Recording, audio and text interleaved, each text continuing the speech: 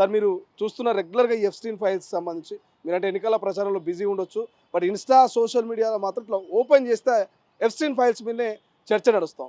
మీరు ఒక ప్రొఫెసర్గా కావచ్చు, ఒక కాంగ్రెస్ పార్టీ నేతగా ఎఫ్స్టీన్ ఫైల్స్ గురించి మీకున్నటువంటి అవగాహన మేరకు ఏం చెప్తారు? శ్రీశైలం గారు, మొట్టమొదటిసారిగా మీకు తొలివెలుకు నేను కృతజ్ఞతలు అభినందనలు చెప్తున్నాను. ప్రజలకు అవసరమైన అంశం మీద ఈరోజు అభిప్రాయం కోసం మీరు నా దగ్గరికి వచ్చారు, సంతోషం.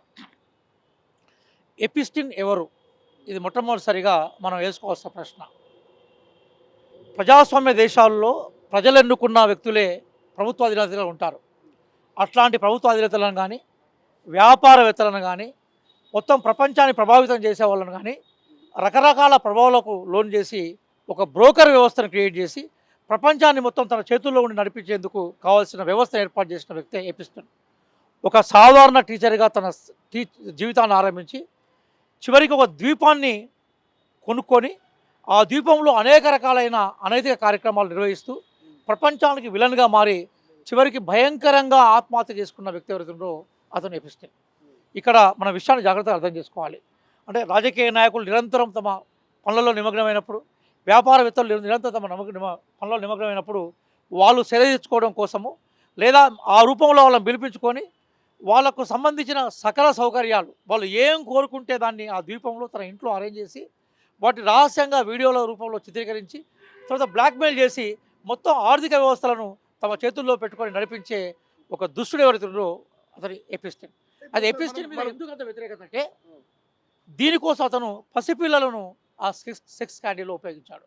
అంటే పసిపిల్లలను ఒక పరికరాలుగా సెక్స్ను అందజేసే వాళ్ళని వస్తువులుగా మార్చి పెద్ద పెద్ద నాయకులతోటి మామూలుగా అంటే కనీసం మెచ్యూరిటీ కానీ ఆ మెచ్యూరిటీ అయిన తర్వాత ఏదైతే ఏమైనా ఉంటుందో అట్లాంటి చిన్న చిన్న పిల్లల్ని, మేజర్ కాకుండా ఉన్న మైనర్ పిల్లల్ని వాళ్ళ దగ్గర బేసికల్గా మనం మనం మన మన భాషలో చెప్పాలనుకున్నప్పుడు ఒక నికృష్టమైన పని చేయించిన విలన్ ఇజం ఏదైతుందో దానికి సింబల్గా ఎపిస్తున్నాడు. అందుకోసం ఎపిస్టీన్ అంటేనే ప్రపంచంలో విలువలను ప్రతి ఒక్కరు వ్యతిరేకిస్తారు. బిల్ గేట్స్ వైఫ్ కూడా చివరికి ఏమైపోయిందంటే ఎపిస్తో సంబంధాలు తన భర్తకు ఉన్నాయని తెలియగానే డైవర్స్ ఇచ్చింది. అందుకోసం ప్రపంచంలో విల్లిజానికి, దుర్మార్గానికి, నికృష్ట తత్వానికి కేర్ ఆఫ్ ఎవర్ అన్నప్పుడు ఎపిస్టీన్ పేరు వాడతారు. అది ఎపిస్టీన్కి సంబంధించిన బేసిక్ చరిత్ర. ఎట్లా ఈ వీడియోలు ఒక్కొక్కటి బయటకు వస్తూ ఉన్నాయి. దాదాపు 30 లక్షల ఫైల్స్ మరి కోర్టు బయటికి రిలీజ్ చేసినట్టుగా తెలుస్తుంది. ఒక్కో ఫైల్లో ఒక్కో రకమైనటువంటి అరాచకాన్ని చూస్తూ ఉన్నాం. ఇవి చూస్తూ ఉంటే చాలామంది ఇన్ఫ్లుయెన్సర్స్, చాలామంది తల్లులు వీళ్ళందరూ కూడా వాళ్ళ ఆవేదనని వెలగక్తా ఉన్నారు. ఇంత నీచుడా ఎపిస్టీన్ అని చెప్పేసి. ఏమనిపిస్తుంది సార్ ఆ ఫైల్స్ చూస్తూ ఉంటే? అంటే మనిషి చాలా సందర్భాల్లో బయట సమాజంలో గొప్పవాడిగా కనిపించినా కూడా వెనక క్రూరత్వము, రాక్షసత్వము, పాశవిక ఆనందం ఉంటుంది. అట్లాంటి దాన్ని క్యాచ్ చేసుకొని బ్లాక్మెయిల్ చేసే వీడియోస్ అన్నీ కూడా ఎపిస్టన్ చేతుల్లో ఉన్నాయి. అంటే ఎపిస్టన్ దగ్గరికి పోతే రిలీఫ్ అవుతాం, రిలాక్స్ అవుతాం, అట్లాగే కొత్త ఉత్తేజాన్ని పొందుతాం అనే ఉద్దేశంతో అక్కడ పోయినప్పుడు వాళ్ళని మెల్లమెల్లగా ట్రాప్లోకి దింపి వీళ్ళతో వ్యభిచారం చేయించేసి లేదా ఇంకేదో రూపంలో వాళ్ళతో సంతకాలు పెట్టించి మత్తు పదార్థాల రూపంలో వాళ్ళని కైవసం చేసుకొని వారి ద్వారా మొత్తం ప్రపంచం యొక్క ఆర్థిక వ్యవస్థ నడిపించే ప్రయత్నం చేస్తాడు. ఎందుకు భారతదేశంలో చర్చకు వచ్చిన విషయం కూడా మనం మాట్లాడుకోవాలి. ఈరోజు మనందరికీ బాగా తెలిసిన విషయం ఏంటంటే అదానీ, అంబానీ, భీష్మే ప్రధాని. కాబట్టి అదానీ భవిష్యత్తు కానీ అట్లాగే అంబానీల భవిష్యత్తు కానీ గుజరాత్ పెట్టుబడిదారుల భవిష్యత్తు అంతా కూడా అద్భుతంగా తీర్చిదిద్దిన వ్యక్తి ఎవరైతే ఉందో ఆయన గౌరవ ప్రధాని మోడీ గారు. ఈ అనిల్ అంబానీ ఎపిస్టిన్ తోటి ఈమెయిల్కి సంబంధించిన సంభాషణ జరిగినంత కూడా బయటకు వచ్చింది. అందులో ఏమన్నాడు, ఎపిస్టిన్ను నేను కలవాలనుకున్నాను. ఎందుకు కలవాలని ఎపిస్టిన్ అన్నాడు అంటే నన్ను కలవడం ద్వారా భారత ఆర్థిక వ్యవస్థ మొత్తం కూడా నువ్వు దాన్ని కమాండ్ చేసే అవకాశం వస్తుందని సమాధానం చెప్పాడు. ఎట్లా అన్నాడు అంటే భారతదేశాన్ని ఇన్ఫ్లుయెన్స్ చేసి భారతదేశం యొక్క నిర్ణయాలు తీసుకునే ఒక గొప్ప పొలిటీషియన్ దగ్గర తీసుకురాబోతున్నాడు. అన్న కొద్ది రోజులకే మోడీ గారు ఇజ్రాయెల్ దగ్గర పోయినాడు. ఇజ్రాయెల్ దగ్గర పోయి ఇజ్రాయెల్ పర్యటన చేసి వచ్చిన తర్వాత మళ్ళీ ఎపిస్టన్ ఫైల్లో కనబడ్డ సంభాషణలో ఏముందంటే మోడీ అక్కడికి వచ్చి ట్రంప్ను తన పాటల ద్వారా తన డ్యాన్స్ ద్వారా సంతృప్తిపరిచాడని ఉన్నది. అంటే Trump has satisfied due to with the dance and the songs of Modi అని రాస్తుంది. అంటే Modi song and dance for Trump అని రాస్తుంది. అంటే అర్థం అంటే ఇంగ్లీష్లో మనం ఏడియంలో ఏం తీసుకుంటా ఉంటాం అంటే అవతలి వ్యక్తి చెప్పినట్టు చేయడాన్ని మనం డ్యాన్స్ అండ్ సాంగ్గా మనం తీసుకుంటాం. పాటలు పాడిండు, డ్యాన్స్ చేసిన చూసుకుంటూ ఉంటాం. మరి మోడీ ట్రంప్ ఏ విషయాలకైతే సాటిస్ఫై అవుతాడో, ఏ విషయాల ద్వారా అయితే ట్రంప్ సంతృప్తి పడతాడో అవన్నీ మోడీ చేసిండు అనేది అలా రాయబడ్డది. ఎవరి కోసం చేసిండు అంటే అనిల్ అంబానీ కోసం చేసిన విషయం క్లియర్ కనబడుతూ ఉన్నది.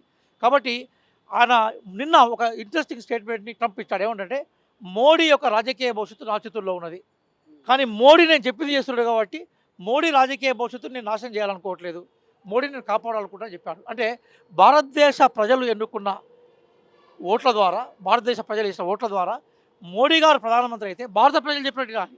కానీ ఎపిస్టన్ ఫైల్లో ఈయన పేరు వచ్చిందన్న విషయం ప్రస్తావన కాగానే ట్రంప్ నేను ఎట్లా చెప్తే అట్లా మోడీ వింటాను చెప్పగానే సడన్గా కొన్ని రోజుల నుంచి ఆవబడ్డ అమెరికా భారత్ డీల్ మీద సంతకాలు వెంటనే చేయబడ్డాయి. దీన్ని బట్టి క్లియర్గా అర్థమవుతుందంటే మోడీ గారి యొక్క రాజకీయ భవిష్యత్తుని, మోడీ గారికి సంబంధించిన రహస్యాలన్నింటినీ కూడా తన చేతుల్లో పెట్టుకొని భారతదేశ విదేశాంగ విధానాన్ని, భారతదేశ యొక్క ఆర్థిక విధానాన్ని ట్రంప్ నడిపిస్తున్న విషయం క్లియర్ అయింది. మీకు ఇంకో ఎగ్జాంపుల్ చెప్తాను నేను. మనకు ఇరాన్ అనేది చాలా శాశ్వతమైన మిత్రుడు ఎప్పటి నుంచో. మనం అక్కడ చౌబహార్ అనే ఫోర్ట్ కట్టాం, అక్కడ నుంచి మనం క్రూడ్ ఆయిల్ తెప్పించుకోవడం కోసం. ఇరాన్ తోటి డీలింగ్స్ వద్దు, ఇరాన్ దగ్గర నుంచి మీరు చమురు పట్టుకొచ్చుకోవద్దు అన్నారు, ఆపేసాం మనం. రష్యా దగ్గరికి పోయినాం మనం. Russia $50 barrel of crude oil ఇస్తున్నది. ఈరోజు ఏమంటాం, రష్యా దగ్గర కూడా పోవద్దు, వెనుజులా దగ్గర తెప్పించుకోమంటున్నాడు. వెనుజులా అనేది ట్రంప్ చెప్తే వింటుందంటే ట్రంప్ను బలవంతంగా దాన్ని ఆక్రమించాడు కదా. పోనీ అక్కడి నుంచి తెలుసుకుందాం అనుకున్నది $66 బ్యారెల్లా కనబడతా ఉన్నది.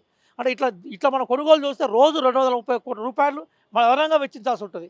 ఇది ఒకప్పుడు మనకు అనేక సందర్భాల్లో వీటో ద్వారా భారతదేశాన్ని కాపాడి, భారతదేశానికి అనేక ఆయుధాలు ఇచ్చి, పాకిస్తాన్ తోటి కానీ చైనాతో యుద్ధం జరిగినప్పుడు భారతదేశం అన్ని కోణాల్లో ఆదుకున్న రష్యాను వదిలిపెట్టి అమెరికా వెనుక పోతున్నామంటే దాల్ మే కుచ్ కాలా హై, ఏదో ఉంది. అంటే మోడీ చెప్తే ఇక్కడ ఆర్థిక ప్రయోజనాలకు భిన్నంగా ఇప్పుడు ఈరోజు ఈ డీల్ వల్ల రైతులు నష్టపోతారు, కూలీలు నష్టపోతారు, చిన్న తరహా పరిశ్రమలు నష్టపోతాయి.